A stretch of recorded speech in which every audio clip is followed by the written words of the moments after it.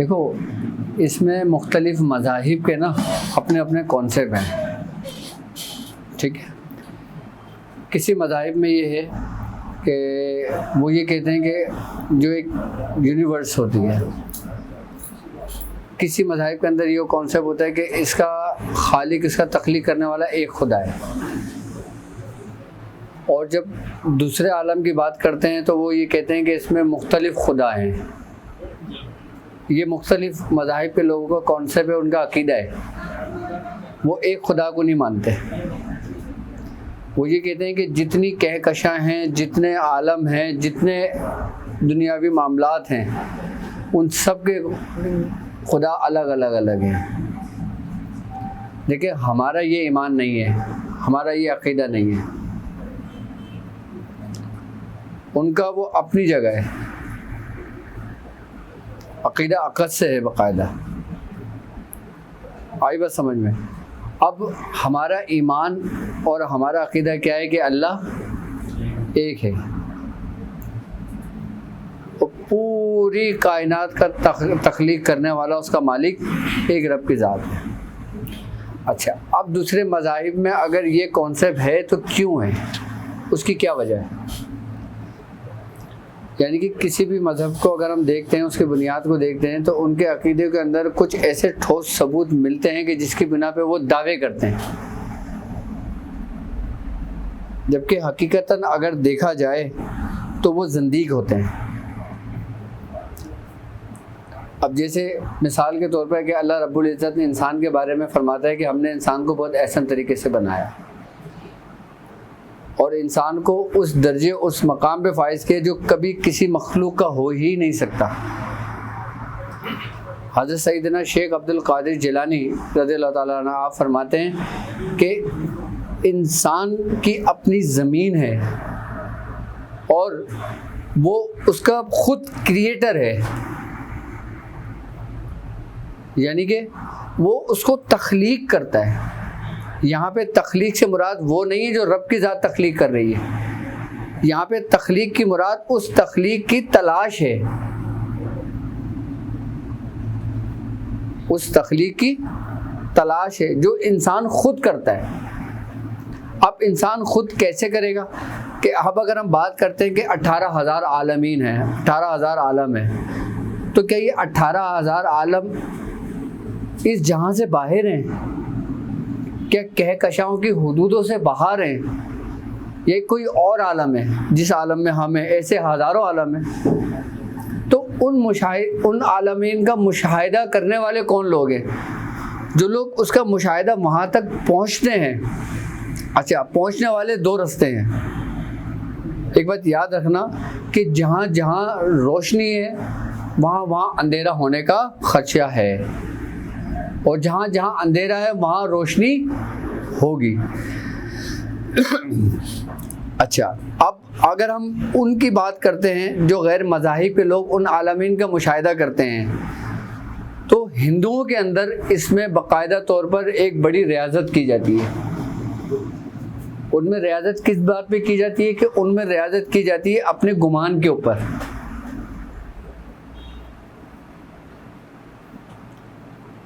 अल्लाह रब्बुल इज़्ज़त तुम्हारे गुमान के मुताबिक है कि तुम जैसा गुमान करोगे वो वैसा ही है।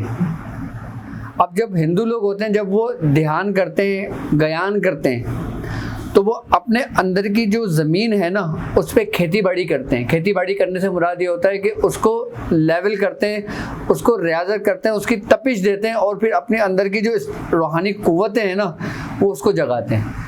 अच्छा, मुसलमान अगर करे तो वो रूहानी क़ुव्वतों को जगाता है, और अगर किसी गैर मज़ाहिब के लोग करें तो फिर वो इस्तदराजी क़ुव्वतों को जगाते हैं। क़ुव्वत हमारे अंदर एक है जिसे हम कहते हैं क़ुव्वत इरादी।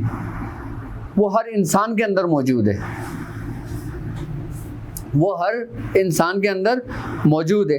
जब इंसान क़ुव्वत इरादी को जगा लेता है और उसको अपने ताबे कर लेता है, या खुद उसके ताबे हो जाता है, एक उसको ताबे करना और एक उसके ताबे होना। जो मुसलमान लोग होते हैं जो अपनी रूहानियत पे चल रहे होते हैं और फिर वो इस क़ुव्वत को कंट्रोल करते हैं, तो वो उस पर हावी हो जाते हैं, यानी कि उसको अपने कंट्रोल कर लेते हैं, अपने मातेहत कर लेते हैं उस क़ुव्वत को। आई बात समझ में। और जो गैर मज़ाहिब के जो लोग होते हैं ना, कुव्वत इन पर गालिब आ जाती है, क्योंकि इनके अंदर वो नूर नहीं होता जिसमें वो कुव्वत जब्ज़ हो। और वो नूर क्या है? ला इलाहा इल्लल्लाह मुहम्मदुर रसूलुल्लाह। इसलिए वो उनको गुमराही की तरफ ले जाती है कि जिस तरह मियाँ हुजूर फरमाते हैं ना कि नेमत एक वहशी जानवर है, और अगर तुमने उसको शुक्र की जंजीर से नहीं बांधा तो ये तुम्हें भी हलाक कर देगी। तो जो कुव्वत इरादी की जो रूहानी कुव्वत है ना, ये भी एक नेमत है। और शुक्र की जंजीर से बांधने से मतलब यही वही कलमा तौहीद है, यानी कि एक शख्स अपने अमाल के जरिए उसको जगा रहा है। अब जब कोई मुसलमान इस पर रियाजत करता है तो वो मुशाहिदा हक को देखता है, और जब कोई गैर मज़ाहिब के लोग इस पर रियाजत करते हैं तो फिर वो इस्तदराजी कुव्वतों का मुशाहिदा करते हैं। मुशाहिदा वो लोग भी कर रहे होते हैं, लेकिन उनको मुशाहिदा नहीं कहेंगे। हम लोग जो करेंगे वो मुशाहिदा होगा, और वो लोग जो करेंगे वो इस्तदराजी कुव्वतें होंगी, एक धोखा एक फरेब होगा। यानी कि दिखाई उनको भी वही कुछ देगा जो हम देख रहे हैं, लेकिन हमारी कोई हुदूद नहीं है, हमारी कोई लिमिट नहीं है। लेकिन उन लोगों की एक हुदूद है, एक लिमिट है कि वो उससे आगे नहीं बढ़ सकते। यानी कि हिंदू अगर अपने ऊपर रियाजत करता है, एक मेहनत करता है, तुमने उसको देखा होगा कि हवा में भी मौलिक हो जाता है। एक पैर पे खड़ा होता है अपने भगवान के सामने, 12-12 साल 40-40 साल खड़े हो जाते हैं। और ऐसे भी हिंदू यात्रिक गुजरे हैं, तांत्रिक गुजरे हैं, ऐसे योगी गुजरे हैं कि जिन लोगों ने 12-12 10-10 साल तक कुछ नहीं खाया पिया। तो क्या उनको इन कुव्वतों का कमाल हासिल नहीं होगा? होता है, क्योंकि हम अपने अंदर की कुव्वत को जगा रहे होते हैं। अच्छा, यही अंदर की कुव्वत जब जागती है, हमारी रूह लतीफ़ होती है, तो भी यही रूह जो ना हमारे अपने अंदर हमें सैर कराती है। बाहर कुछ भी नहीं है, बाहर कुछ भी नहीं है। बाहर सिर्फ और सिर्फ एक हैवला है और एक सन्नाटा है और एक खामोशी है। बाहर ऐसा है कि जैसे तुम नींद की आगोश में जाते हो, तुम्हें कुछ याद रहता है? सिर्फ क्या होता है, एक अंधेरा होता है जिसमें तुम्हें अपने पर इख्तियार भी नहीं होता ख्वाब में। इसी तरह ये आलम, ये कहकशां है। लेकिन जब रूह आपकी बेदार हो जाती है, रूह बेदार होने के बाद फिर वो आपके जिस्म को लेकर फिर वो रूहानी सैर करवाती है आपको, और ये सारी सैर आपके अंदर हो रही होती है। और इसका जो मरकज़ होता है ना, वो आपका उम्मुल दिमाग होता है। आपका जो दिमाग है ना, उम्मुल दिमाग, इसके अंदर तकरीबन आपके 18,000 आलम मौजूद हैं।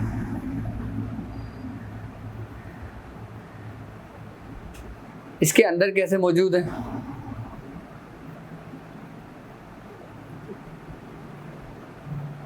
भाई, जब कोई हम एक मुशाहिदा करते हैं, हम एक चीज़ को देखते हैं, हम खुश हो जाते हैं, हम उससे आगे नहीं बढ़ते। शऊरी और लाशऊरी कैफियत जो होती है, आई ना बात समझ में।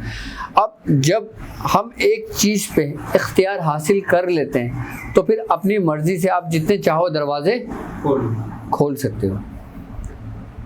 लेकिन ये वो वाहिद दरवाजे होते हैं जो इख्तियार जब आपको मिल जाता है, उसके बाद आपके जो शेख, आपका जो उस्ताद होता है ना, फिर वो आपके लिए दरवाजे चुनता है कि तुम्हारे लिए कौन सा दरवाज़ा है। फिर वो अपनी तख्लीक करता है, किसकी? अपनी दुनिया की। सरकार गौस पाक क्या फरमाते हैं? फिर वो अपनी दुनिया की तख्लीक करता है, यानी कि उसके अंदर की जो दुनिया है। और जब वो अपने अंदर की दुनिया की तख्लीक करता है, फिर जब वो अपने अंदर के मुशाहिदा देखता है, तो किसी ने अना कादिर कहा, किसी ने अना हक कहा, सब कुछ उसके अंदर ही हो रहा होता है। तुम्हारा रब तुम्हारे अंदर मौजूद है, बाहर कुछ भी नहीं है। बाहर तो तुम खाली आजमाइश के लिए भेजे गए हो। किसके लिए? आजमाइश के लिए भेजे गए हो। अगर तुम अच्छे काम करोगे, उसके रास्ते पे चलोगे, तो तुम्हें सिला मिलेगा, और अगर तुम उसके रास्ते पे नहीं चलोगे तो तुम गुमराही के रास्ते पे चले जाओगे। मैंने रब को देखा रब की आंख से। जब हिंदू या किसी और मज़हब के लोग अपने मज़हब की तालीमात के मुताबिक जब वो अमल करते हैं या अपनी इन क़ुव्वतों को जगाते हैं, आई बात समझ में, तो उनको भी वही कुछ नज़र आ रहा होता है इब्तिदाई दौर में जो हर एक को नज़र आता है जो इस रास्ते से गुज़रता है। जब वो उस स्टेज पर पहुंचते हैं, जब वो ये देखते हैं कि सब कुछ उनकी आंखों के सामने है, तो फिर वो अपने आप को क्या बोलते हैं कि मैं ही सब कुछ हूँ।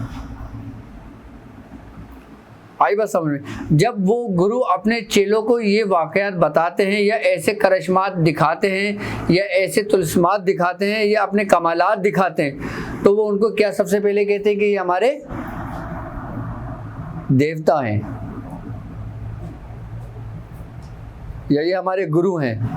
अक्सर और बेशतर तुमने देखा होगा कि हिंदू मज़हब इतना कच्चा मज़हब है कि हर किसी को देवता फ़ौरन तस्लीम कर लेते हैं। तो इसी वजह से लोग कहते हैं कि हर उसके देवता अलग अलग है, जबकि ऐसा नहीं है। वो वही कुछ देखते हैं जो उन्हें अपने अंदर नज़र आ रहा होता है, लेकिन वो हिदायत पर नहीं होते। हिदायत पर सिर्फ कौन होगा? जो मुसलमान होगा, जो कलमे की रस्सी को मजबूती से थामेगा। बाकी सबको मिलेगा। कुव्वत इरादी एक ऐसी चीज़ है कि ये इंसान के हिस्से में आई है।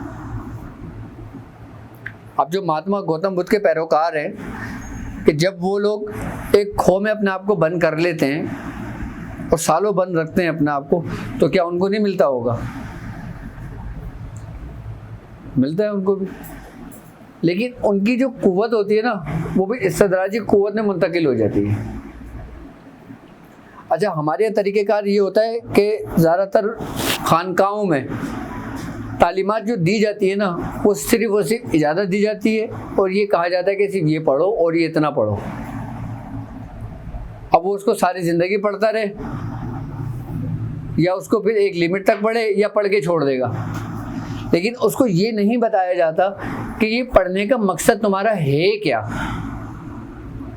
और पढ़ने से पहले आप किसी को तैयार करते हो, यानी कि जब आप खाना खाते हो सबसे पहले बर्तन को क्या करते हो? साफ करते हो, धोते हो, उसके बाद खाना डाल के खाते हो। अब मुरीदों की अगर मियाँ हुजूर की मैं अगर बात करता हूँ ना, तो मियाँ हुजूर जब अपने मुरीदीन की तालीम करते हैं ना, तो सबसे पहले मुरीदीन की मियाँ हुजूर इस्लाह करते हैं, जिसके ऊपर तवज्जो इस्लाही डाली जाती है। लोग मियाँ हुजूर से खुद पूछ के वजीफे ले लेते हैं। मियाँ हुजूर अपनी मर्जी से किसी को नहीं देते। अपनी मर्जी से मियाँ हुजूर उसी वक्त देंगे जब ये समझेंगे कि ये इस काबिल है। आप सब चले जाओ, आप सब अलग अलग इजाज़त दे लो, मियाँ हुजूर कभी भी मना नहीं करेंगे। आप लोगों को दे देंगे, आप लोगों को तरीक़ेकार समझा देंगे।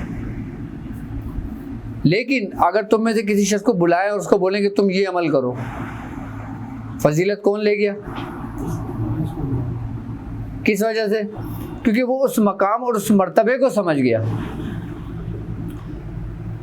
तुमने सबसे पहले अपनी इस्लाह करनी है, अपनी ज़मीन को लेवल करना है, अब सीधा करना है। ज़मीन को लेवल करने से क्या मुराद होता है कि जिस तरीके से मैंने प्रैक्टिस के तरीक़ेकार समझाए हैं कि हमने इसी तरीके से प्रैक्टिस करना है, और जब हम किसी चीज़ पे प्रैक्टिस करते हैं, उस पर रियाजत करते हैं, हमें क्या कमाल हासिल होता है कि हमारी यकसुई एक लेवल पर आती है, एक ज़ाविये पर आती है। अभी अपनी मैंने पिछली वीडियो के अंदर जो वॉइस के बारे में मैंने जिक्र किया था, मैंने कहा था कि इसमें एक वक्त में आवाज़ें भी आने शुरू होती हैं। वो आवाज़ें बाहर से नहीं आती हैं, वो आवाज़ें हमारे अपने अंदर की आवाज़ें होती हैं। जब आपको यकसुई हासिल हो जाती है ना, तो फिर आपको वो आवाज़ें आनी शुरू होती हैं जो दूसरी आवाज़ों से गाफिल होती हैं। यानी कि एक आवाज़ आपके कान सुनता है, एक आवाज़ आपकी रूह सुनती है, एक आवाज़ आपके कल्ब सुनती है, और ये उसी वक्त मुमकिन है कि जब हम प्रैक्टिस करेंगे सही तरीके से। हम ये प्रैक्टिस करवा रहे हैं, हमने ये सिलसिला शुरू किया है, उसका असल मकसद क्या है कि कुव्वत इरादी को जगाना, कुव्वत इरादी को हासिल करना, कुव्वत इरादी को अपने इख्तियार में करना। अभी बताओ 6 महीने 8 महीने साल भर का सफ़र हो गया, किसको ये इख्तियार हासिल हुआ? किसी को भी नहीं हुआ। क्यों? क्या वो मेहनत नहीं कर रहे? क्या वो तवज्जो नहीं कर रहे? क्या वो मशक नहीं कर रहे? क्या उनको सिला नहीं मिल रहा? भाई किसी को 6 महीने हो गए, किसी को 8 महीने हो गए, किसी को कुछ मिला, किसी को सिर्फ रोशनी दिखाई दी, किसी को सिर्फ रंग दिखाई दिए, किसी को कुछ सूरतें दिखाई दी, किसी को कुछ आवाज़ें आने लगी। क्या यही हकीकत है? हमने ये काम इसीलिए शुरू कराया था सिलसिला। कंट्रोल किस तरह किया जाए? मतलब आपको एक चीज हासिल हो रही है, हो गई, मिसाल के तौर पर आप कहीं गए कि आपकी किसी से लड़ाई हो गई, तो आप चाह नहीं रहे कि ना हो। देखो एक बात याद रखना कि कुव्वत तुम्हारे कंट्रोल में उसी वक्त हो जाती है कि जब तुम साहिब अख्तियार होते हो। आई बात समझ में? और तुम्हारे अंदर अपना ज़र्फ होता है, यहाँ तक कि पहले आजमाए जाते हो तुम। ऐसे इख्तियार नहीं दिया जाता। और ऐसे इख्तियार देना मतलब ये होता है कि मजनू के हाथ में बंदूक दे देना। आई बात समझ में? और मजनू के हाथ में बंदूक दे दोगे, वो क्या करेगा?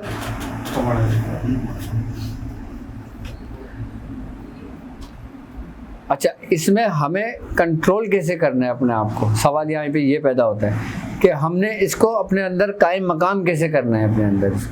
हम एक प्रैक्टिस कर रहे हैं, ठीक है।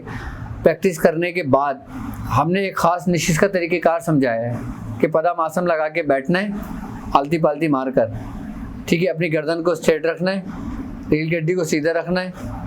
आई बात समझ में? और फिर प्रैक्टिस करना है। प्रैक्टिस जब हम कर लेते हैं उसके बाद हम आग बन के मुराकबे में बैठ जाते हैं। फिर हम अपने अंदर सबसे पहली कैफियत जो महसूस करेंगे कामयाबी की, वो हमारे अंदर एक ठंडक की कैफियत होगी, यानी कि हमारा दर्जे हरारत बढ़ जाएगा। अब तुम लोग जब एसी के अंदर बैठ के करोगे तो कहाँ से कामयाब होगे? पंखा चलाकर बैठ के करोगे तो कहाँ कामयाब होगे? कि जब तक तुम्हारे जिस्म के अंदर एक हरारत पैदा नहीं होगी। जरा सी गर्मी लगती है तो पंखा खोल लेते हैं या एसी ऑन कर लेते हैं। मेरी खोली के अंदर, जो कारखाने की मेरी खोली थी, वो इतनी बड़ी थी कि आप पैर फैला के सो नहीं सकते थे। तो उसमें पंखा कहाँ से लगेगा? और उसमें दीवार में छोटे छोटे होल हुए थे हवा के लिए। एक वक्त आया था मैंने उन होलों को भी बंद कर दिया था। और जब हम बाहर निकलते थे पूरा मुसल्ला हमारा गीला हुआ होता था। लेकिन उसमें कैफियत ऐसी बनती थी कि हमारे अंदर जो पसीना निकलता था ना, अगर एक बूंद भी कहीं से निकलती थी ना, तो हमें महसूस होती थी कि यहाँ से हमारी ये चीज़ चल रही है। जब पसीना आपके अंदर से बहेगा तो आपको फील होगा। उस वक्त फील होगा जब आपकी हिस्स तेज हो जाएगी। और हिस्स कब तेज होगी? कि जब आपके जिस्म का दर्जे हरारत बढ़ेगा।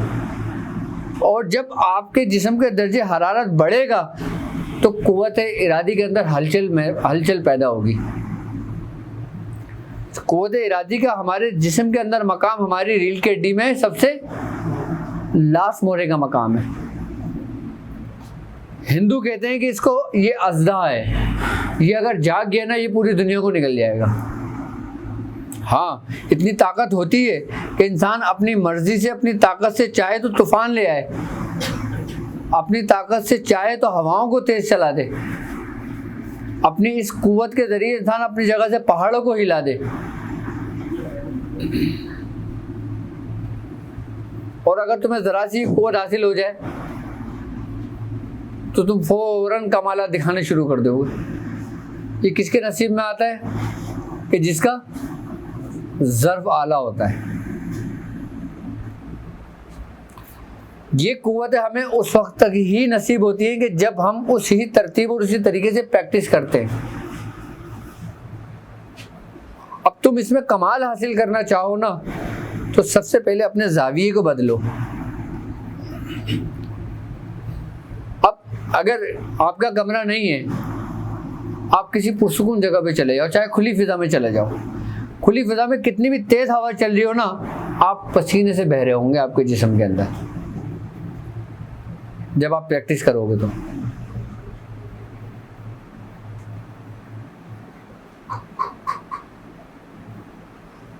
इस वक्त हम ये सारी चीजें कर रहे होते हैं ना, इस वक्त हमारी विल बहुत स्ट्रांग होती है, बिकॉज हमें चीजें नजर आ रही होती है, मगर हमारी अपनी ही बॉडी इंतहाई रजिस्ट कर रही होती है। सर का दर्द, पसीना, डर, अतराफ के टाइम बच्चों की किसी भी किस्म की डिस्ट्रैक्शन, टाइमिंग डिस्ट्रैक्शन हर तरह से आती है। रेजिस्टेंस इस लेवल पर बढ़ जाती है कि आप कहते हो कि नहीं यार हो सकता है मैं कोई तो पीछे हटना पड़ जाता है, इस हद तक आती है। मतलब आप डर जाते हो मगर फिर भी बहुत ज़्यादा। उसकी वजह ये है ना कि हमने अभी तक उसको तस्लीम नहीं किया, उसको एक्सेप्ट नहीं किया। अगर हम उन चीज़ों को एक्सेप्ट कर लेंगे ना, जब अभी 2 है तो झगड़ा होगा, जब 2 से 1 हो जाएगा तो कोई झगड़ा नहीं होगा। अभी हमारे अंदर एक कैफियत ये पैदा होती है कि हमारे अंदर की कुव्वत है, लेकिन जब एक वक्त गुजरता है आपको ये लगता है कि ये मैं ही हूँ।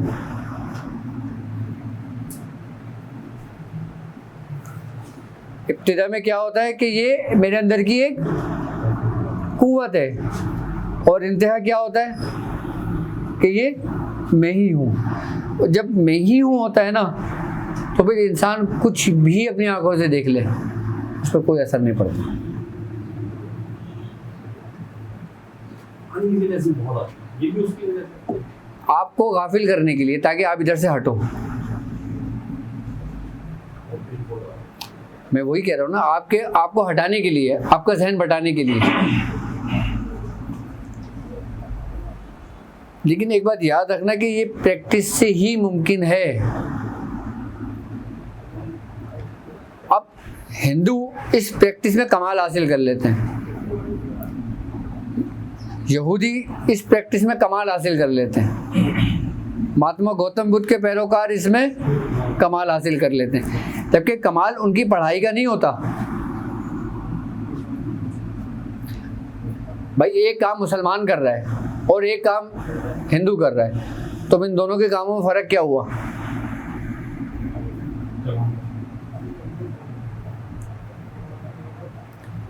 एक आप अपनी कुव्वत से काम कर रहे हो, आप हिंदू हो और ये मुसलमान है, ये भी अपनी कुव्वत से काम कर रहे हैं, दोनों का काम बराबर है, तो फिर आप दोनों में फ़र्क क्या हुआ? ये सवाल हज़रत शेख अब्दुल कद्दूस गंगोही रहमतुल्लाह अलैह से किया था एक जोगी ने।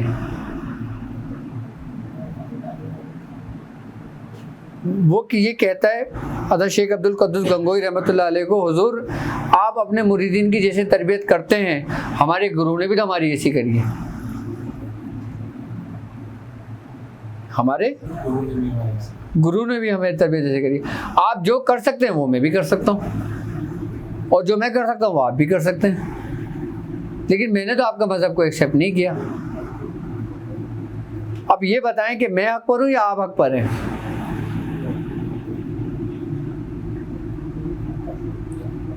आपने फरमाया अच्छा तू क्या कर सकता है?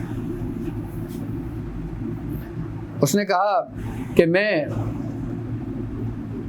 अपनी कुव्वत के ज़रिए अपने जिस्म को तहलील कर दूंगा, अपने जिस्म को तहलील कर दूंगा, और मेरा पूरा जिस्म पानी बनकर ज़मीन से बह जाएगा, दीवार से। तो शेख अब्दुल कद्दूस गंगोही ने कहा अच्छा करके दिखाओ। आपने फरमाया ये तेरी इंतहा कुव्वत है? उसने कहा ये मेरी इंतहाई कुव्वत है। उसने कहा करो। उस जोगी ने करा, वो हवा में मुहल्लिक हुआ, दीवार पे उसका पूरा जिस्म तहलील हो गया, पानी की सूरत में बह गया, एक जगह पानी जमा हो गया। तो आपने कहा ठीक है, ये तो मैं भी कर सकता हूँ। उस जोगी ने कहा आप करें। आपने करा, आपका भी जिस्म पूरा हवा में मुअल्लिक हुआ और तहलील हुआ, और पूरा पानी की सूरत में एक जगह जमा हो गया। फिर आप अपनी असली हालत में आ गए, वो जोगी भी असली हालत में आ गया।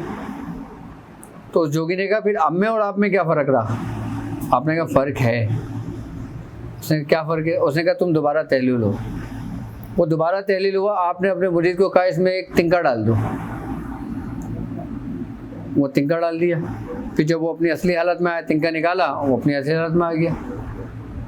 आपने कहा जब मैं गुजरूं तो मेरे में भी तिनका डाल देना पानी में।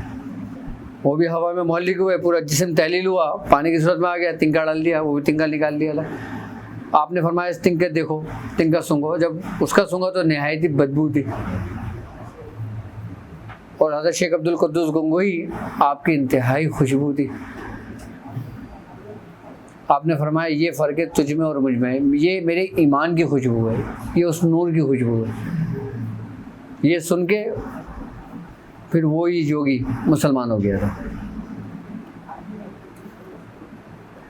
ये कमाल हासिल करना रूहानियत नहीं है। ये कमालात जो है ना, बुजुर्गान दीन फरमाते हैं ये सालिक के लिए ऐसा है जैसे शुगल। क्या है? ये शुगल है, जबकि इसकी मंजिल बिल्कुल अलग है। कोई काफिर 18,000 आलम तक नहीं पहुंच सकता जब तक वो लाइसेंस और सर्टिफिकेट ना ले ले कलमे शरीफ का। यानी कि वो नासूर से निकल नहीं सकता। इसकी हुदूद सिर्फ नासूर तक की है, और हमारी हुदूद, हमारे औलिया कराम की हुदूद, हमारे बुजुर्गों की हुदूद आलम हाहूत है। अभी जो सूरज गिरन आएगा तो उसमें नादे अली को कितनी तादाद में पढ़ना है, और जब कोई चीज़ हाजिर हो तो उससे क्या एग्रीमेंट करना है, क्या उसका नाम पूछना है? देखो, हाजरात करना एक अलग चीज़ होता है और किसी के लिए काम करना एक अलग चीज़ होता है। अभी 10 जून को सूरज ग्रहण आ रहा है, ठीक है। ये सूरज ग्रहण हकीकतन अगर देखा जाए ना तो ये सबसे ख़तरनाक सूरज ग्रहण है, जबकि ये पाकिस्तान में नज़र नहीं आएगा। उसकी वजह पता है क्या है? उसकी वजह ये है कि जिस दिन सूरज ग्रहण है ना उसी दिन अमावस की रात है। किसकी रात है? अमावस की रात है। अच्छा, जब चांद ग्रहण होता है तो उसके मनफी असरात 1 महीने तक कायम रहते हैं इस दुनिया में, और जब सूरज ग्रहण होता है उसके मनफी असरात 1 साल तक कायम रहते हैं। और जो अमावस की रात होती है उसके असरात, मनफी असरात रात के, वो 1 हफ्ते तक कायम रहते हैं। लेकिन जब सूरज ग्रहण के मनफी असरात अपने उरूज पर हों और अमावस की रात हो, जब ये दोनों मनफी असरात मिलेंगे तो एक तीसरी कुव्वत बनेगी, और ये तीसरी कुव्वत किसको फ़ायदा देगी? इस्तदराजी कुव्वत वालों को।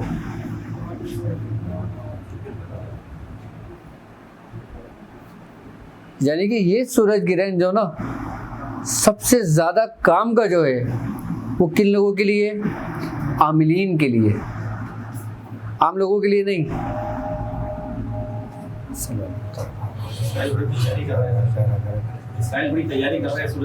मैं बताता हूँ उसके बारे में।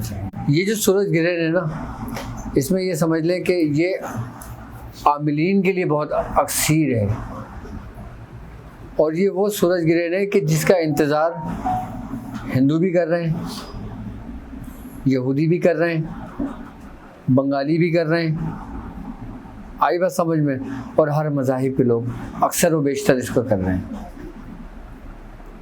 क्योंकि इसकी जो असरात और जो तीसरी कुव्वत पैदा हो रही है ना, इन मनफी असरातों से मिलकर ये उसको हासिल करने की और उससे मदद लेने की कोशिश की जा रही है। इसका मतलब ये होगा कि जब तक इसके असरात रहेंगे, जब तक इसके असरात रहेंगे, जो लोग रूहानी काम करने वाले होंगे ना वो थोड़ा सा डाउन रहेंगे, क्योंकि शैतानियों की भी एक कुव्वत है ना।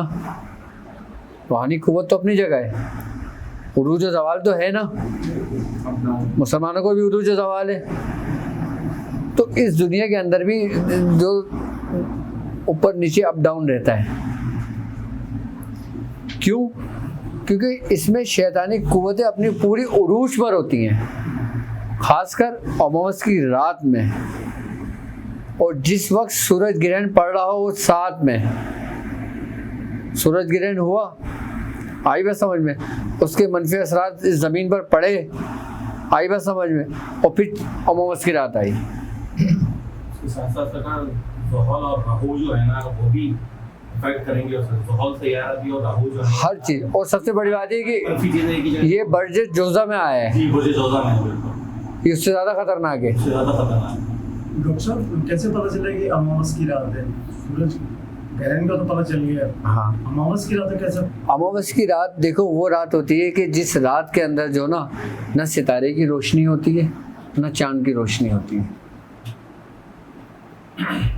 और ये आखिरी अशरे में आती है।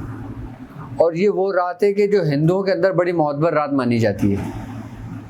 इसके अंदर इनके जो तंत्र मंत्र होते हैं ना, ये आम रातों के अंदर बनिस्बत बहुत तेज़ काम करते हैं, क्योंकि इन अमावस की रात के अंदर शैतानी क़ुव्वतें जो होती हैं ना वो अपने उरूज पर होती हैं।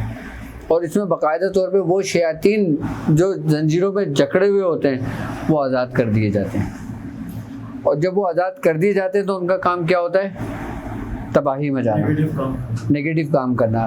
ये भी सुना है कि अमावस की रात में जो बच्चे पैदा होते हैं वो भी मतलब बगैर मामूली सहूलियत में हमारे होते हैं, लेकिन मनफी। ये भी सही बात है। ये भी है, हर चीज़ का असर होता है। बच्चों की पैदाइश का भी असर होता है कि दिन में बच्चा पैदा हुआ तो उसकी कैफियत क्या होगी, और रात में बच्चा पैदा हुआ तो उसकी कैफियत क्या होगी। चढ़ते चांद में यानी कि पहली तारीख से लेके चांद की 15 तारीख तक जो बच्चे पैदा होंगे उनकी सलाहियतें अलग होंगी, और जो 15 तारीख से 30 तारीख के दरमियान जो पैदा होंगे उनकी सलाहियतें अलग होंगी, क्योंकि इनका असर इंसान की ज़िंदगियों पर पड़ता है, इंसान पर पड़ता है। नादे अली कितनी बार पढ़नी है और वो हिसाब का तरीका? नादे अली 700 मरतबा पढ़ी जाएगी सूरज ग्रहण के अंदर, और ये खुले मैदान में पढ़ी जाएगी, कब्रिस्तान में पढ़ी जाएगी या जंगल में पढ़ी जाएगी, और खुले आसमान के नीचे पढ़ी जाएगी बगैर सर के। ऊँट का इतर इस्तेमाल कर लें, बखूर कोई सा भी इस्तेमाल कर लें, इसमें शमसी बखूर आता है उसको इस्तेमाल कर लें। शमसी बखूर के अंदर हरमल होता है, आई बस समझ में, और गूगल होती है उसमें, और हरमल, गूगल और कस्ते शीरी होता है, और एक लकड़ी और है, नहीं नहीं संदल नहीं है, नहीं दाल नहीं है, उस लकड़ी का नाम है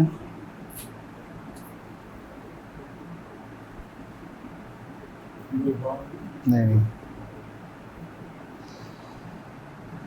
एक दरख्त की छाल है वो इस्तेमाल होती है उसमें। हाँ, मैं उसको डिस्क्रिप्शन में डलवा दूँगा, याद आ जाएगा तो मुझे। अभी बीच में अगर याद आ जाता तो मैं बता दूँ।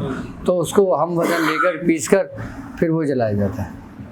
लेकिन अगर तुम चाहते हो ना कि सूरज ग्रहण के अंदर हाज़रात करना या हाजिर करना, तो फिर तुम्हें जो ना किसी ऐसी जगह को तयन करना पड़ेगा कि जहाँ पे इंसान का गुजर ना हो उस वक्त तक जब तक तुम वो काम कर रहे हो।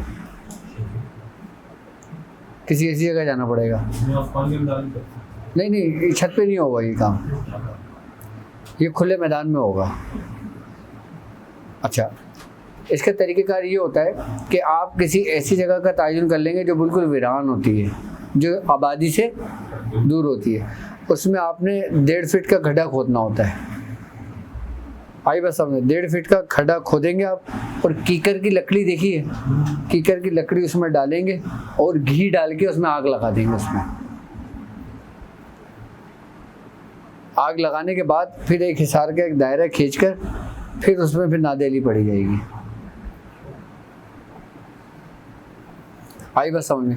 और आपके पास जब आप ये पढ़ेंगे, काले माश की दाल होती है साबित 1.25 किलो, वो अपने पास रखेंगे। आपने हर 100 बार पे एक मुट्ठी उठा के पढ़ के उसके ऊपर दम करके उसमें डाल देंगे आग में। अच्छा, उस आग की ये कैफियत होगी कि वो आग बुझेगी नहीं जब तक आप पढ़ रहे हैं। और जब आपकी आखिरी तस्बीह आएगी और जब आखिरी मुट्ठी आप डालोगे वो बुझ जाएगी। उनके जो चीज़ आएगी तो उससे क्या बात करेंगे? चीज़ ऐसे नहीं आती, नाम हम पूछते हैं। हाथ नहीं, ऐसे नहीं आते हैं। ऐसे लोग बहुत बोलते हैं कि भाई फला आएगा, आप उसे नाम पूछना, बाप का नाम पूछना, माँ का नाम पूछना। मैं आप लोगों को अंधेरे में नहीं रखना चाहता। देखो जो हकीकत है ना, उस हकीकत पे जाओ।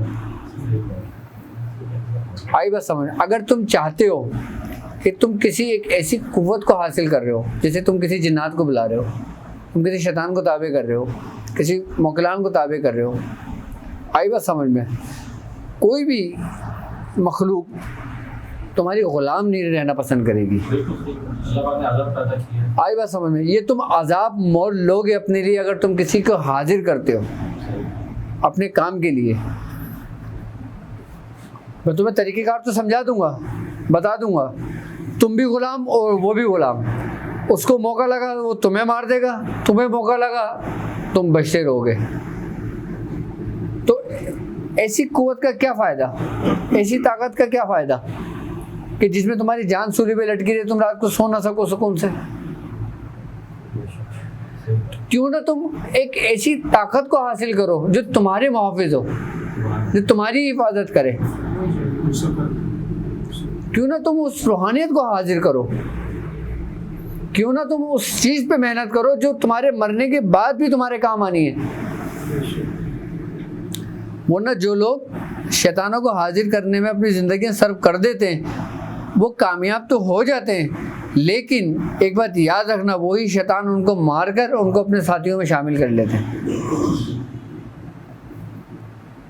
ये जो जितने तंत्र मंत्र जंतर पड़ गए, जो कलवे का, काले कलवे का, कच्चे कलवे का, पक्के कलवे का या भैरू का, या दूसरी चीज़ों को जो ये चिल्ला कशी करते हैं, पढ़ते हैं, इनको हाजिर करते हैं, हाजिर होते हैं, ये बिल्कुल आते हैं,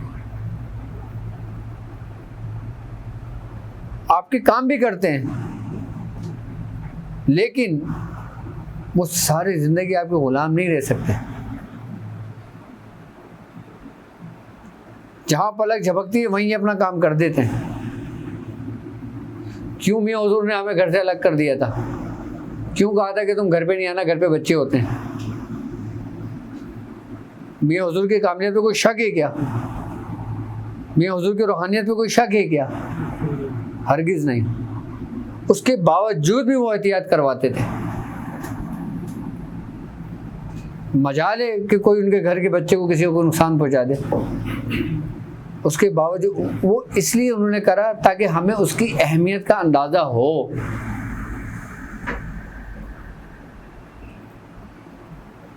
कि ये गाफिल ना हो जाए कहीं उससे। जहाँ ज़रा सा गाफिल हुए यही चीज़ें आपको मार देंगी। तो इन चीज़ों को हाजिर करके तुम्हें क्या मिलेगा?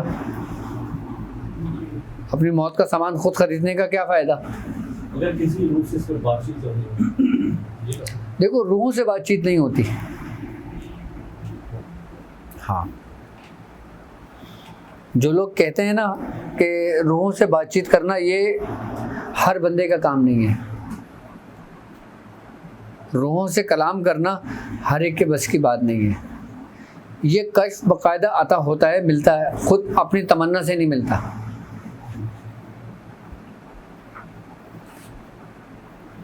हमजात से तो आप बात कर सकते हो, जिन्नात से आप बात कर सकते हो, शैतानों से आप बात कर सकते हो, लेकिन रूह अपने रब के हुक्म से मुंतकिल हो जाती है। लेकिन वो रूहें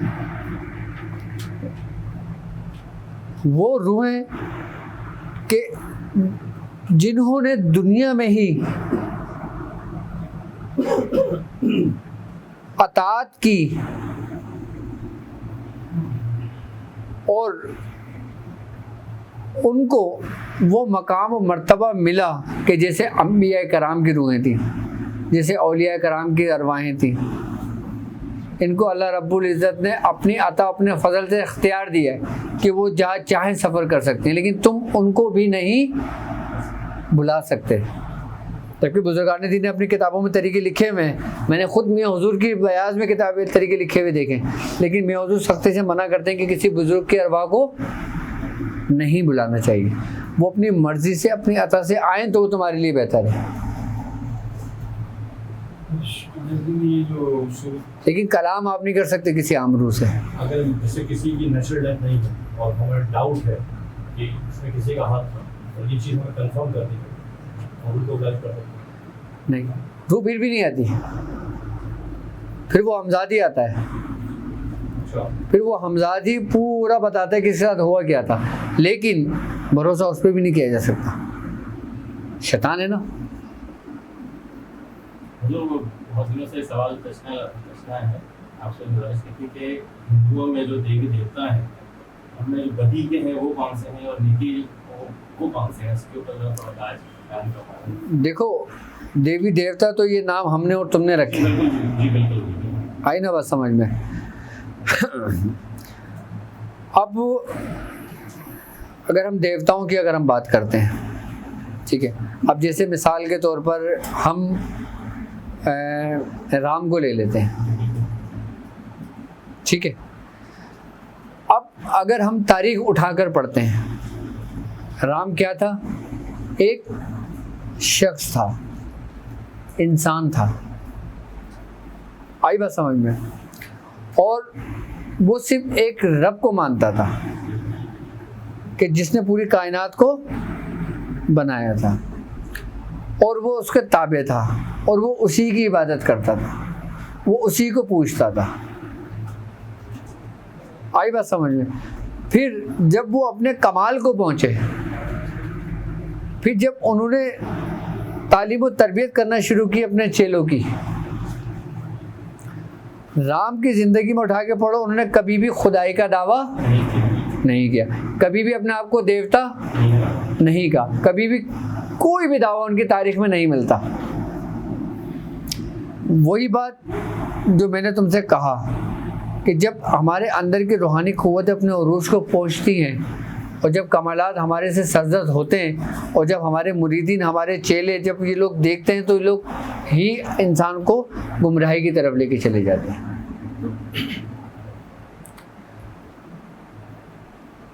उन्होंने नहीं कहा था कि तुम मुझे पूछना, उन्होंने नहीं कहा था कि तुम मुझे पूछना। उनके बाद उनके हवारियों ने उनकी पूजा पाठ शुरू की, उनके मुजस्मे बना लिए, और फिर जब उनके मुजस्मे बनाए, अच्छा ये काम भी सारा शैतान ने करवाया, और फिर बाकायदा शयातीन उन मूर्तियों के अंदर दाखिल हो जाया करते थे और फिर बातें किया करते थे, तो लोगों का और यकीन पक्का होता था, जो कच्चे मजहब के लोग थे, कच्चे अकीदे के मालिक थे। तुम्हारे सामने अगर कोई पत्थर की मूर्ति बोलने शुरू हो जाए, तुम क्या करोगे? क्या करोगे तुम? सीधे मुसलमान तो नहीं मानेंगे, लेकिन तुम अट्रैक्ट होंगे, एक मुतासिर होगे उससे। अगर वो कलमा पढ़ रहा होगा तुम बोलोगे ये हक है, अगर वो कलमे के हर के कोई शिरकिया कलमा पढ़ रहा होगा तुम बोलोगे ये शैतान का चाल है।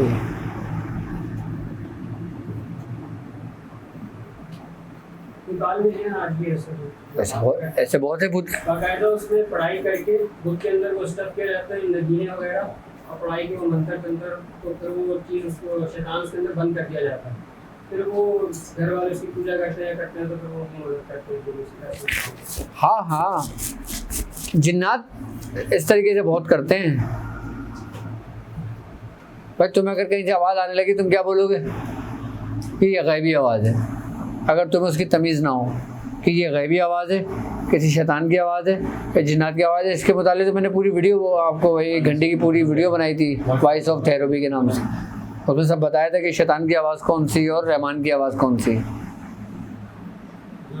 120 पर जो आपने पढ़ने के लिए इसकी रूहानियत जो है,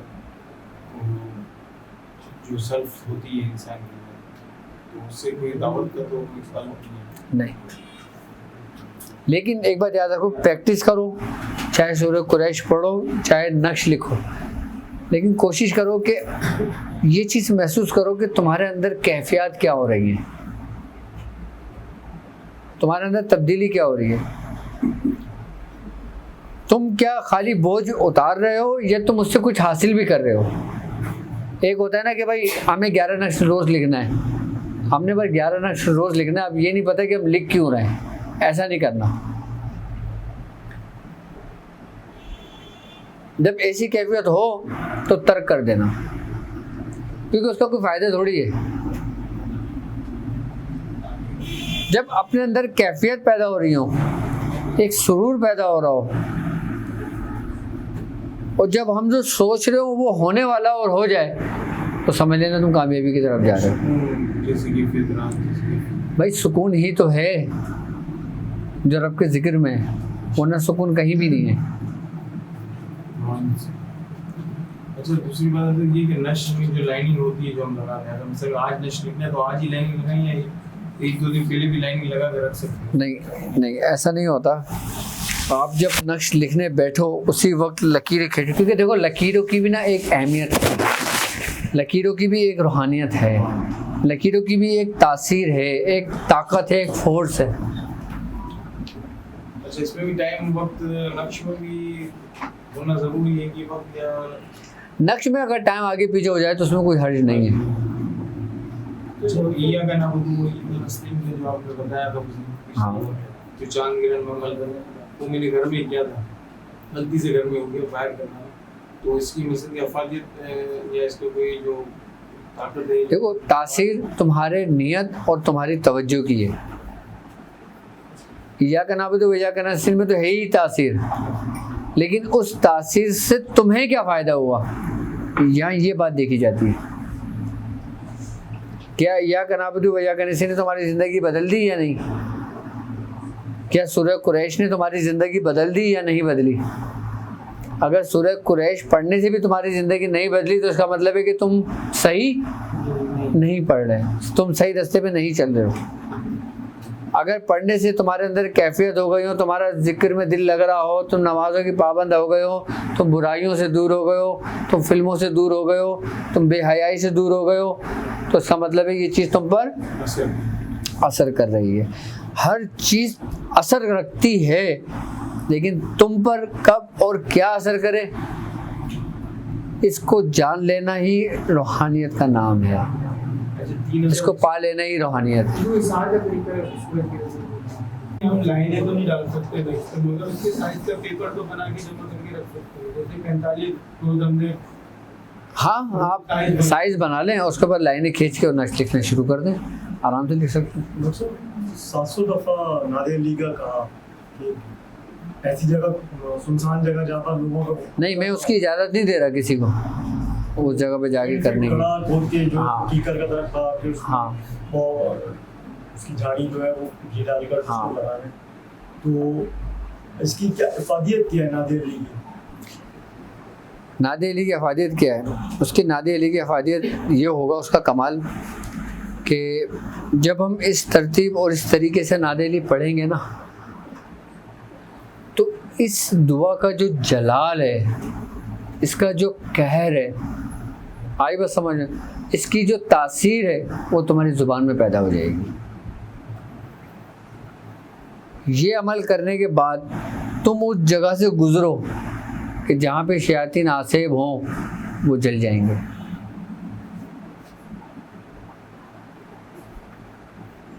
पुकार किसको? ऊंची शान वाले को, जो मज़हर है अजायबात का।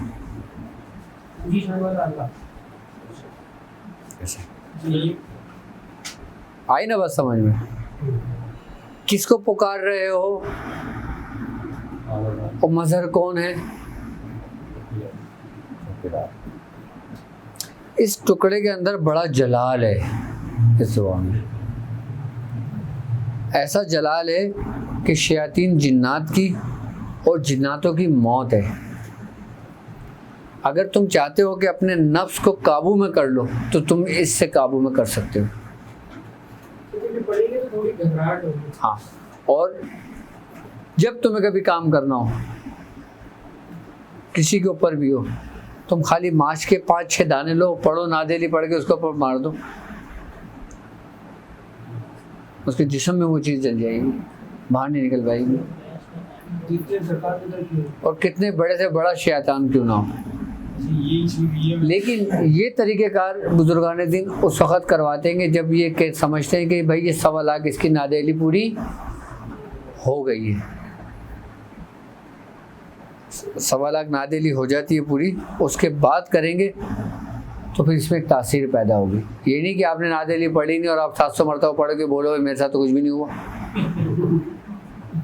हाँ, हमने पिछले वीडियो में बताया था कि जो सूरह कुरैश पढ़ रहे हैं वो लोग इस सूरह में कब्रिस्तान में जाकर 1700 मरतबा। पढ़े, तो क्या वो लोग सब पढ़ें या देखो वो आप लोगों की मर्जी है। अच्छा, आप पढ़ सकते हो और आपको पढ़ना चाहिए, उसकी वजह है। उसकी वजह ये है कि इसमें जो मनफी असरात है ना, इससे सबसे ज़्यादा जो क़ुव्वत और सबसे ज़्यादा जो ताकत मिलेगी ना, वो इस्तिदराजी क़ुव्वत वालों को मिलेगी।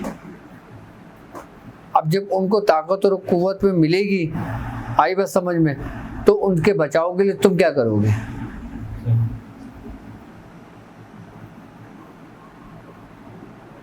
बताओ।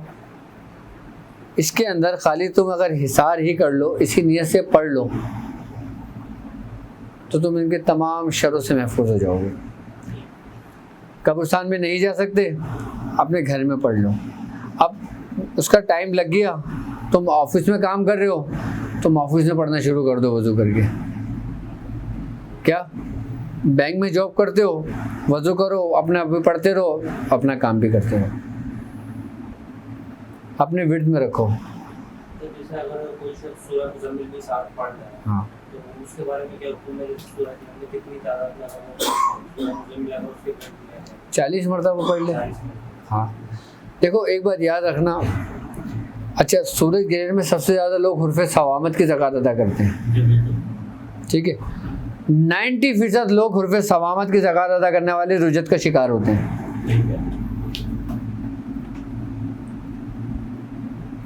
कितने फीसद? 90% लोग रुजत का शिकार लाजमी होते हैं तो हुर्फ़े सवामत से। लोगों को मैं जानता हूँ सर, वो रुजत का शिकार हुआ है। और ऐसा होते हैं कि ज़िंदगी में नहीं संभल पाते हैं। नहीं समझ, लेकिन हरकतों से बाज भी नहीं आ रहा है। हाँ, हुर्फ़े सवामत को लोग समझते नहीं है। हुर्फ़े सवामत जो हुरूफ हैं, ये एक राज है। ये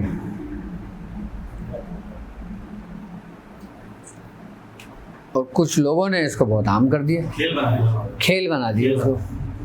सबसे ज़्यादा रुजत का शिकार तुम्हें हुर्फ़े सवामत के आमिलीन मिलेंगे।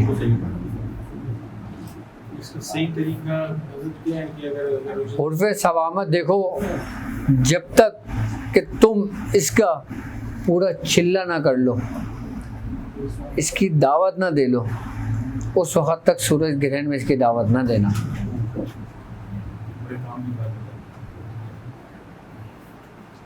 लोग बोलते हैं ना, हज़रत हुर्फ़े सवामत की इजाज़त दे दें, सूरज ग्रहण आ रहा है, कितना पढ़ूँ? 543 पढ़ लूँ? हाँ जी, पढ़ लो।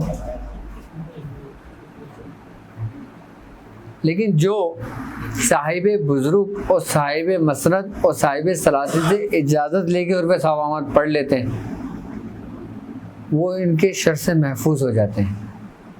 लेकिन मनफी असरात फिर भी पड़ते हैं।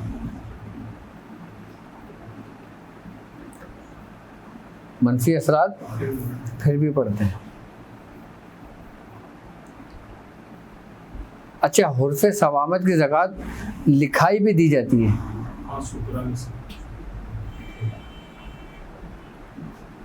इसकी एक ख़ास तरतीब है हुर्फ़े सवामत की तकसीर निकालने का। आई बात समझ में? अब लोग क्या करते हैं भाई, 543 मतलब सिर्फ लिखना शुरू कर दिया, लिख लिया, चांद ग्रहण सूरज ग्रहण ख़त्म हो, बस उसके बाद भूल गए। उसके बाद लोगों काम के लो, काम तो हो रही नहीं।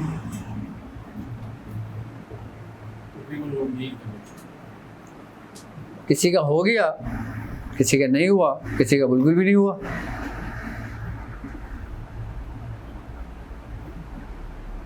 भाई सूरज ग्रहण आया, तुम्हें क्या फ़ायदा हुआ?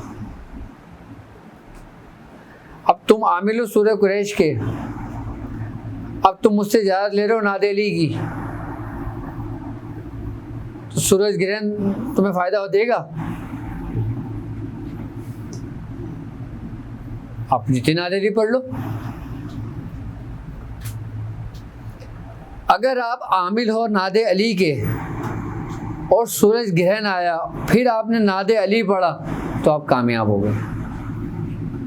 आप आमिल हो हिज़्बुल बहर के, आपने रियाज़त सारी ज़िंदगी करी हिज़्बुल बहर पर, सूरज ग्रहण आया, आपने पढ़ ली सूरह मुज़म्मिल,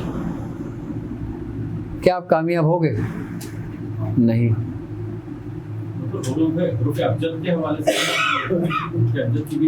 हर्फ़ अबजद की भी अलग अलग ज़कात होती है, इसकी बाकायदा मौकलान के साथ होती है, फरिश्तों के साथ होती है, जो इबारतें मैंने लिखवाई थी पहले। सूरज ग्रहण में ये अमल नहीं करना चाहिए, जो लोग कर रहे हैं नहीं करना चाहिए, नहीं करना चाहिए। अपनी मर्जी से अपने उस्तादों से इजाज़त लेके करें जी। अबे भाई, सबसे बड़ा हिसार तुम्हारे शेख की तवज्जो है, तुम्हें अभी तक उस पर यकीन नहीं है, तुम लाख हिसार बांध लो, कुछ भी नहीं होगा तुम्हारा। मैं वही तो बता रहा हूँ ना तुम्हें, हिसार किसको दिया जाता है? देखो एक बात याद रखना, हिसार पता है क्या है? हिसार एक यकीन का नाम है, और जब तक ये यकीन तुम्हारे अंदर पैदा नहीं होगा, तुम्हारा हिसार कामयाब नहीं होगा। तुम लाख आयतल कुर्सी पढ़कर लाख वो करके कर लो, अगर तुम्हारी नीयत खालिस है, नीयत तुम्हारी अच्छी है, तो तुम उसके शर से महफूज हो जाओगे, क्योंकि आयतल कुर्सी का हुक्म है बाकायदा तौर पर कि ये शयातीन से महफूज रखती है, लेकिन वो भी तुम्हारे यकीन और तुम्हारे ईमान के हिसाब से। एक आयतल कुर्सी पढ़ के ये घर से निकलते हैं, एक आयतल कुर्सी पढ़ के ये घर से निकलते हैं, दोनों ने आयतल कुर्सी पढ़ी है ना, ठीक है, एक का ज़रा सा गलती से एक्सीडेंट हो गया, तो क्या उसको आयतल कुर्सी पे यकीन नहीं था क्या? ईमान नहीं था क्या उसका? क्या वजह है फिर? ये हमारे अपने अंदर का नुक्स।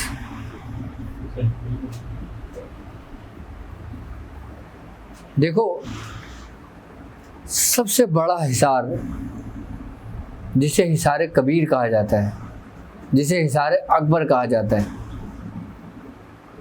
वो तुम्हारा यकीन है। जब हमारा दौर था ना, हम आंख बंद करके अंधे अंधे कुएं भी खुद जाया करते थे, हम कुछ भी पढ़ के नहीं करते थे।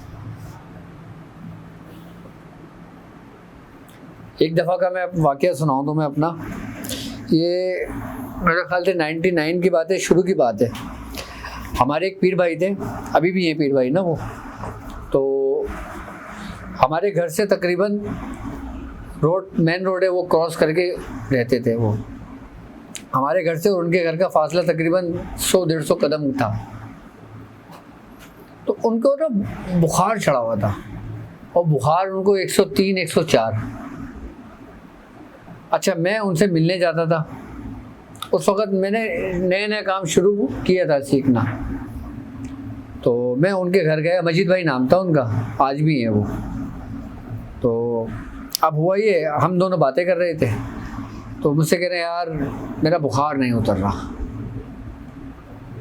और बुखार ऐसे शदीद 104। अच्छा, मैंने उनको देखा, मैंने कहा मजीद भाई मामला नहीं, कुछ और ही है, ये बुखार के मामला नहीं है। कह रहे क्या है? मैंने कहा इसको हाजिर करूं, उसको दावत दूं? कह रहे देख लो तुम, हाँ, कहीं तुम मुझे भी मरवाओ, खुद भी मरो। अच्छा, वो मुझसे सीनियर है, वो मुझसे तकरीबन 4-5 साल पहले के थे। मैंने कहा अल्लाह मालिक है, करते हैं। उन्होंने कहा अच्छा करो। मैंने पानी मंगवाया, तो मैंने पढ़ा, पानी दम करा, मैंने दावत अपने पास कही और कहा कि मैंने कहा पानी पी लो। पानी पिया, उसके बाद वो दावत बाहर तो नहीं हुई, लेकिन हमारे अपने अंदर हो गई। उसने उसका जिस्म छोड़कर मेरे जिस्म में आ गया। अच्छा, जब मेरे जिस्म में आया ना, तो मुझे कुछ गड़बड़ी लगी। मैंने कहा मामला ख़राब हो गया।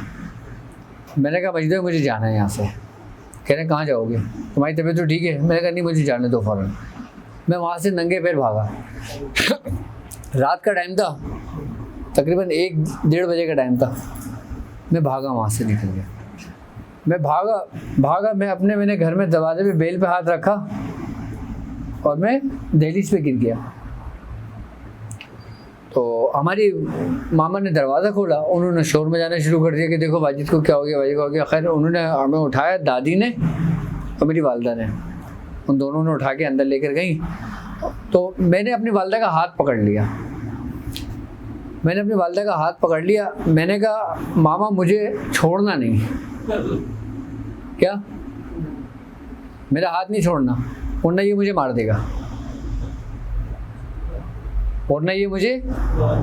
देगा, मैं ये कह रहा हूँ उनसे। मुझे इतना होश था, मैं उनसे बार बार कह रहा हूँ मुझे नहीं छोड़ना, ये मुझे मार देगा। उसके बाद जब मेरे अंदर से चीखने की आवाज़ें निकली ना, तो दादी फ़ौरन लेके आई कपड़ा, उन्होंने मेरे पर कपड़ा डाल दिया। मेरा जिस्म, मेरा चेहरा पूरा बदलने लगा। यहाँ तक कि मेरा चेहरा इतना बदल गया कि पूरा चेहरा बदल गया। हमारी दादी डर गई, हमारी मामा डर गई, इन्होंने चादर डाल दी मेरे ऊपर कि ये कौन आ गया ये। और उस वक़्त अब जो मेरे भाई छोटे सारे, कोई 4 साल का था, कोई 5 साल का था, कोई 2 साल का था, कोई 3 साल का था, तो सारे छोटे छोटे थे ये लोग। मेरा पूरा जिस्म चेंज हो गया था। पापा बैठे हुए थे पढ़ाई पे बराबर वाले कमरे में, तो हमारी दादी भागती हुई गई, कहने लगी कि देख क्या हो गया, वो मर जाएगा, वो कोई और है। पापा उठे, मुसल्ले थे, बाहर आए बड़े जलाल में, उन्होंने कपड़ा ऐसे करके हटाया, मेरा चेहरा था। कह रहे हैं क्या हो गया इसको, चलो उठो। कुछ नहीं पढ़ा उन्होंने, क्या उन्होंने कोई पढ़ाई नहीं करी। उन्होंने मुझे कहा खड़े हो, एकदम उठ के बैठा। मैं पूरा अपने होश व हवास में आ गया। उसके बाद जो मैंने सुनी है, जो कलमात मैंने सुने,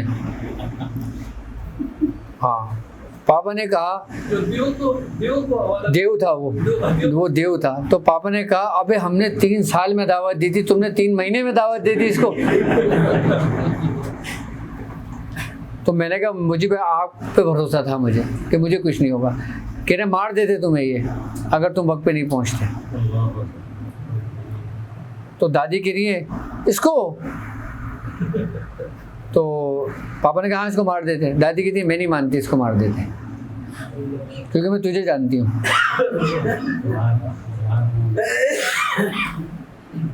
तो फिर पापा ने कहा था कि ये इतनी आसानी से मरने वाला नहीं है, इन चीज़ों से नहीं मरेगा। तो वो देव को लेकर आया था। तो पापा ने मुझसे पूछा तुम्हें पता है किसकी दावत दी है? अच्छा हमें नहीं पता था वो क्या था, मुझे नहीं पता था क्या चीज़ है। तो पापा ने कहा अच्छा जाओ बराबर वाले कमरे में जाके देखो। अब जब मैं बराबर वाले कमरे में देखा तो भाई उसको जंजीरों से झगड़ा हुआ वो देव है कल था। तो मैंने कहा मैं क्या करूं, कहने जाओ उसको अपने कारखाने में ले जाओ अपने साथ। हाँ, फिर मैं उसको अपने साथ कारखाने में ले गया था। फिर 1 साल या कुछ दिनों तक रहा था मेरे पास वो, फिर उसको आज़ाद कर दिया था। वो ना मार देते हैं। अब तो माशाल्लाह बेहतर है। हाँ हो गया माशाल्लाह, अल्हम्दुलिल्लाह बहुत बेहतर है। डॉक्टर ने भी आराम को कहा है, वो आराम करेंगे। लेकिन बात क्या थी, बात यकीन की थी। हमें पता था कि ये चीज़ हमारा कुछ नहीं बिगाड़ सकती। तुम्हें जब यकीन होना कि तुम्हारे पुष्ट पे कोई है, तुम आग में कूद जाओगे। और तुम्हें जर्रा बराबर भी शक हुआ ना कि यार मैं कूदूंगा, बचूंगा नहीं बचूंगा, तुम नहीं बचोगे, गए। फिर ये इम्तिहान होते हैं। ये जो चीजें होती हैं जो ये भी देखती हैं कि आया इसकी पुष्ट पे कोई हाथ है या नहीं है, इसका सिलसिला कहाँ से, ये सारी चीजें भी बरहक हैं। देखो बरहक तो है, लेकिन शैतान कभी किसी को नहीं देखता। शैतान ने नबियों को नहीं देखा, उनको नहीं छोड़ा, उनको गुमराह करने की कोशिश की, तो भाई वो इंसान क्या बचता है। शैतान को पता था कि मैं नबी को गुमराह नहीं कर सकता, लेकिन फिर भी उसने कोशिश की, उसने देखा था। तो ये शैतान ऐसे होते हैं, ये किसी को नहीं देखते, आप कितने कामिल क्यों ना हो।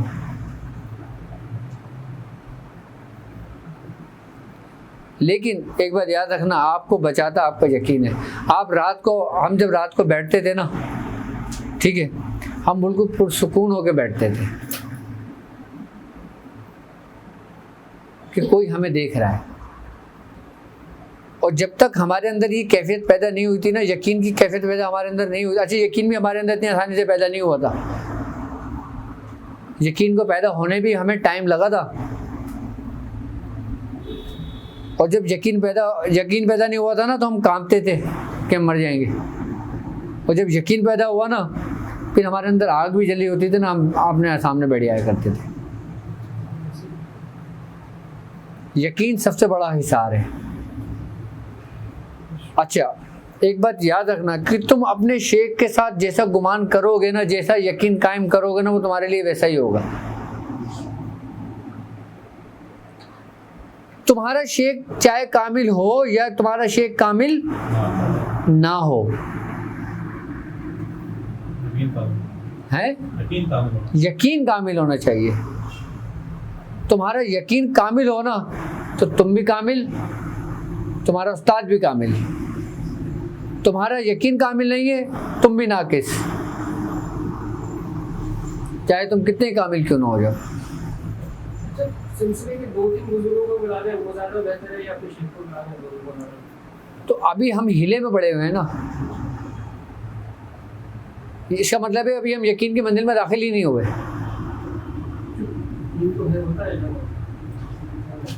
नहीं है यकीन, नहीं यकीन नहीं है।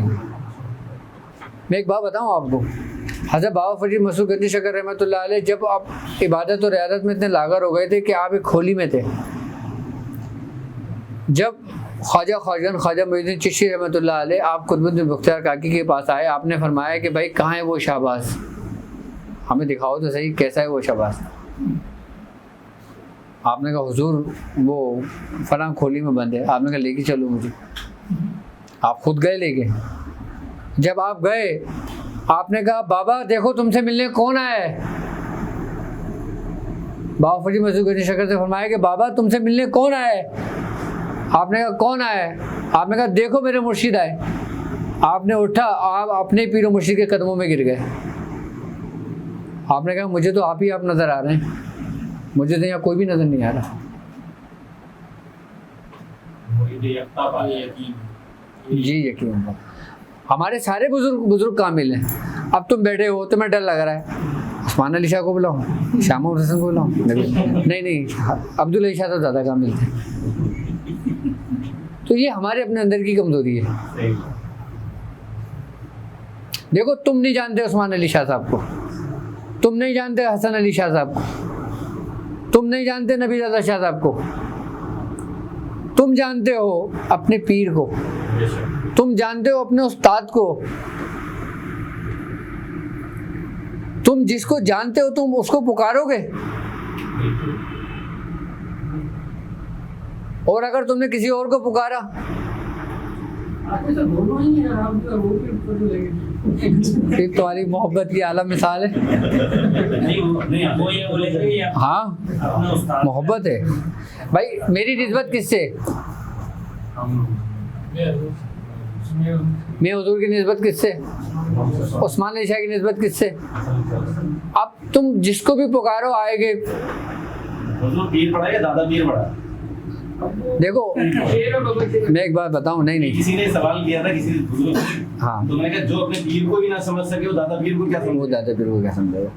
मैं आपको एक बात बताऊं, मैंने सिर्फ एक ही तस्वीर को देखी है। परस्तिश की यहाँ तक कि ये बुत तुझे नज़र में सबों की खुदा कर चले। मेरे लिए मेरा यही सब कुछ है।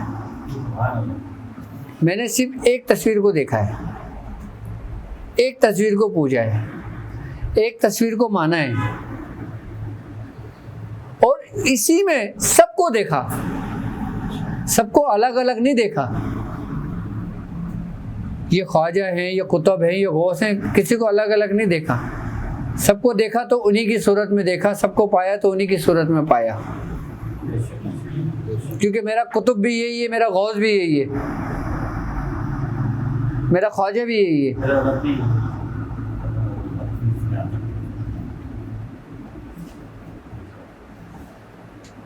जब तक तुम इस मंजिल पे नहीं आते ना, तुम कभी भी कामयाब नहीं हो सकते।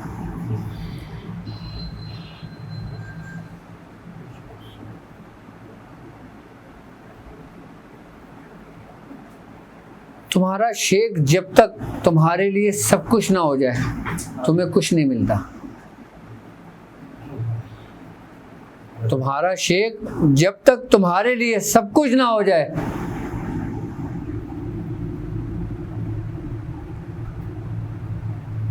तो तुम्हें फिर वो भी मिलता है जो उसके इख्तियार में है, और वो भी मिलता है जिसको तुम चाहते हो।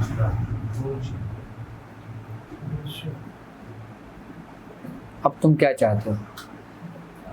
अब तुम हर दरवाज़ा खटखटाओ और तुम एक ही दरवाजे पे बैठ जाओ।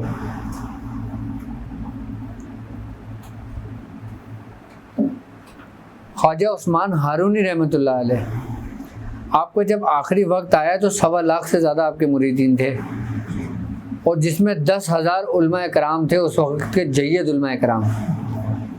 अब वक्त आया कि आपके सज्जादगी किसको दें। आपको हुक्म हुआ कि अपना हुजरा छोड़ दो। उस्मान हारूनी अपना हुजरा छोड़े और निकले।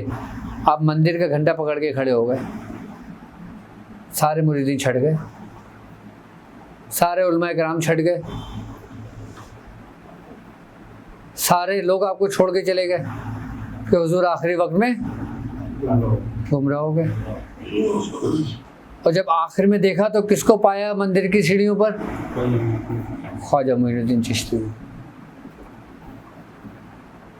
आपने कहा हुजूर मैंने एक ही चेहरा देखा है। हम तो मोहब्बत में भी तौहीद के कायल हैं फराज, फ़कत एक ही शख्स को महबूब बनाए रखा।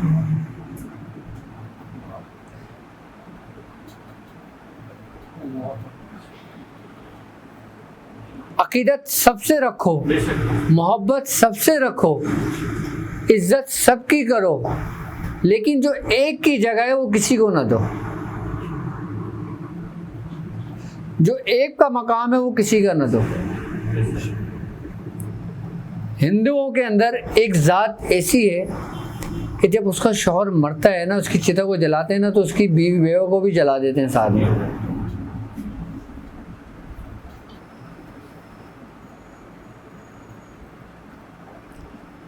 यानी कि तुम्हारी पूरी कायनात सिर्फ एक ही शख्स है। हम कामयाब क्यों हैं? कि हमने सिर्फ एक ही चेहरा देखा।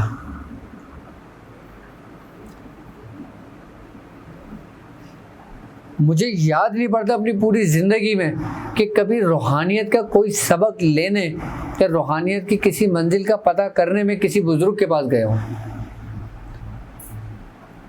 मैं कभी भी नहीं गया कहीं में। अगर कभी किसी बुजुर्ग की महफिल में गया हूँ तो महफिल समा में गया हूँगा, और वो भी आम लोगों में बैठ गया हूँ, बैठा हूँ कि जहाँ पे तुम बैठो मैं वहाँ बैठता हूँ। जब किसी की बुजुर्ग की बारगाह में जाता हूँ, महफिल समा सुनी, नात ख्वानी सुनी और उड़ गए। आप सब जगह जा सकते हो, और वो भी इसलिए कि कभी इन्होंने हुज्जत करी तो चले गए, कभी इन्होंने हुज्जत करी तो चले गए, कभी ये नाराज़ हो गए कि आप हमारी महफिल में नहीं आते तो चले गए।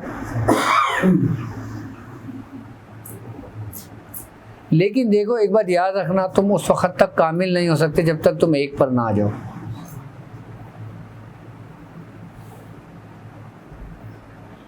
जब तक तुम एक पर ना आ जाओ। पहले एक ही थे, फिर चार हो गए। चार हो गए, अब परेशान हो गया बंदा। तो मोहब्बत चारों से रखो। देखो एक बात याद रखना, ये इश्क जो होता है ना, ये बड़ी अजीब चीज़ है। तुम्हारा इश्क उस वक़्त अपने कमाल को पहुंचता है कि जिससे तुम इश्क करते हो ना, तुम्हारी सूरत में लोगों को वो नज़र आने लगे, तुम्हारी आदतों में तुम्हें वो नज़र आने लगे जिसे तुम इश्क करते हो, तुम्हारी बातों में वो सुनाई देने लगे जिससे तुम इश्क करते हो, तुम्हारी मजालिस में वो कुछ सुनने को मिलता हो जो उसकी सूरत में हो। जब लोगों को तुम नजर नहीं आने लगो, वही वो नजर आने लगे, तो समझ लेना कि तुम्हारा इश्क सच्चा है फिर। और इश्क बताया नहीं जाता, इश्क बोला नहीं जाता, इश्क करा नहीं जाता। इश्क की इंतहा नहीं है कोई, इश्क की कोई इंतहा नहीं है। हाँ, इसकी कोई इंतहा नहीं है। इसकी इंतहा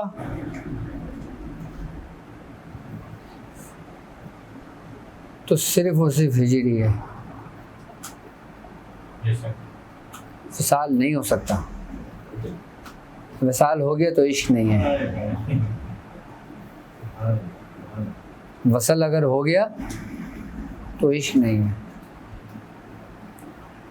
हिजर नसीब हो गया तो अपने कमाल को पहुंच गया। हजरत अवैस करनी रजी अल्लाह ताला क्या था? इश्क।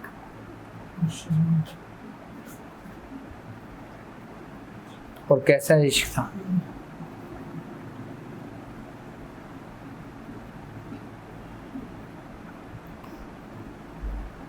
कि जिनके पास सरकार दो आलम सल्लल्लाहु अलैहि वसल्लम ने भेजा, और कौन गया? हजरत उमर फारूक रज़ियल्लाहु अन्हु। और क्या कहने लगे?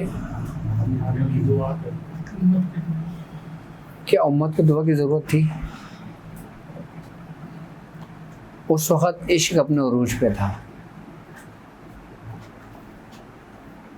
उस वक़्त अगर हज़रत उमर फारूक रज़ियल्लाहु अन्हु ना उठाते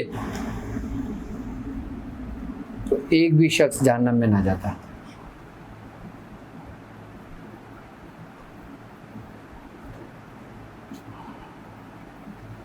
ये इश्क ही है जो तुम्हें नाकिस से कामिल करता है, कामिल से अकमल करता है, अकमल से मुकम्मल कर देता है।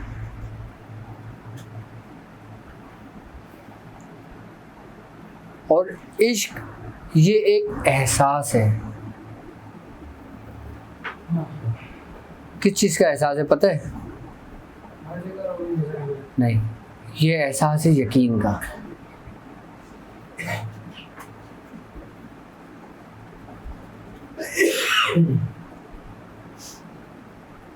तो यही यकीन,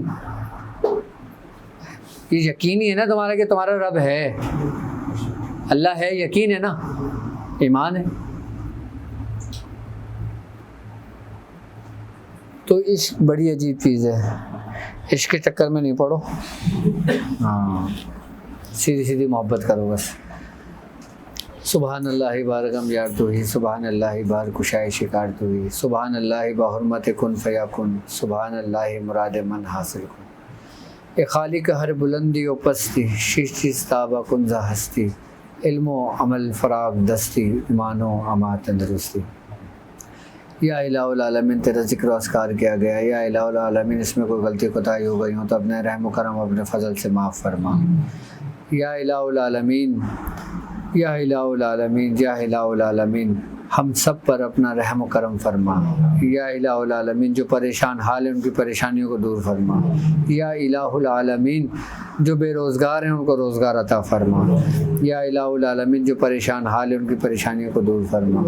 या इलाहुल आलमीन जिस शख्स ने जिस दुआ के लिए कहा बारी ताला उसकी नेक तमन्नाओं को, नेक ख्वाहिशात को पूरा फरमा। या इलाहुल आलमीन जो बीमार है उन्हें सेहत तंदुरुस्ती अता फरमा। या इलाहुल आलमीन हासिदों के हसद से महफूज फरमा। या इलाहुल आलमीन शयातीन के शर से महफूज फरमा। या इलाहुल आलमीन जादू के शर से महफूज फरमा। या इलाहुल आलमीन मुनाफिकों की मुनाफकत से महफूज फरमा। या इलाहुल आलमीन जादू के शर से महफूज फरमा। या इलाहुल आलमीन जो शख्स जहाँ जहाँ हमें सुन रहे, हमें देख रहा है, या इलाहुल आलमीन उनके दिलों में जो दुआएं हैं बारी ताला अपने महबूब सरकार दो आलम सल्लल्लाहु अलैहि वसल्लम के सदक़े तुफ़ैल में उनकी दुआओं को कबूल व मकबूल फरमा। या इलाहुल आलमीन इन चंद लोगों को उन चंद लोगों में शामिल फरमा जिनसे तू राज़ी हुआ, जिनसे तू राज़ी हुआ, जिनसे तू राज़ी हुआ। सुभान रब्बिका रब्बिल इज़्ज़ति अम्मा यसिफ़ून वस्सलामु अलल मुरसलीन वल्हम्दुलिल्लाहि रब्बिल आलमीन। बरक ला इलाहा इल्लल्लाहु ला इल्लल्लाहु ला इलाहा इल्लल्लाहु मुहम्मदुर रसूलुल्लाह।